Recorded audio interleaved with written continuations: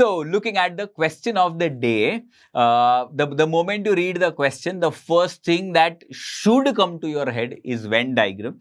The moment you read the question, it should that should come to your head that we need to solve this question using Venn diagram. If Venn diagram comes to your head, it is okay, it is normal. Okay, if nothing strikes, then there is a problem.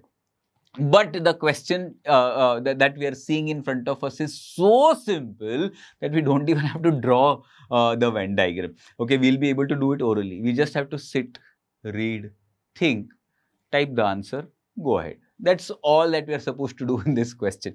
Okay, how? Let's think. So the total, if you can imagine the Venn diagram, the total box outside the three circles is given as 150. Okay, now three categories are there: tea, coffee, and juice. Okay, people drinking tea, coffee, and juice. Let's just, I want to change this assumption a little bit.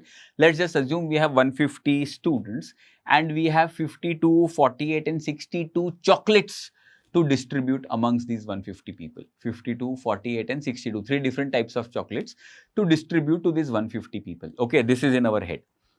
What has the question given? Question given says that if each student in the group likes at least one among tea, juice, and coffee, which means everybody is part of either the tea circle, coffee circle, or juice circle, which means in terms of chocolates, I will think that I have to give at least one chocolate, be it of any kind, but at least one chocolate to everybody.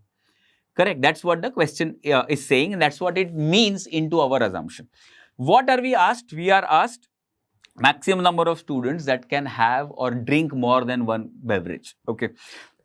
So in our case, you have to find out maximum number of students who can have more than one chocolate. Great. So we have how many chocolates in all? We have 52 chocolates of the first kind, 48 chocolates of the second kind. This gives us 100 and a 62. So I have a total of 162 chocolates to be distributed amongst 150 students in a way that everybody gets at least one chocolate. That's the question, right? So what are we going to do? Simple.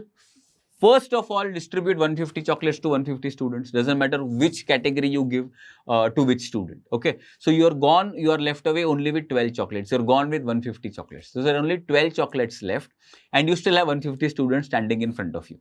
What are you now supposed to do? The question is that we want to maximize the students having more than one chocolate. So does it make sense to give 12 chocolates to one student and finish it off? If we do that, that one student is going to go home very happy that I got 13 chocolates, but we have not really followed what the problem wanted us to do. Problem wanted us to maximize the people with more than one chocolates. We have minimized it. So we should not give everybody all chocolates to one. In fact, we should distribute those 12 chocolates also to as many students as possible. But how many students is it possible? Can we give fraction chocolates? No, nobody is going to be happy with that, right? The question has not asked us that. So we're going to give 12 chocolates to 12 students, which means out of that 150 students, there are 12 students who will go home with more than one, or rather who will go home with exactly 2 chocolates. So that basically is going to be our answer. Our answer is going to be 12, maximum number of students who can drink more than one beverage. That's about it.